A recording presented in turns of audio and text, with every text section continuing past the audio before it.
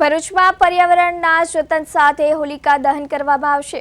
ભરૂચમાં આવેલા પાંજરાપોળના ટ્રસ્ટીઓએ નવતાર પ્રયોગ કર્યો છે।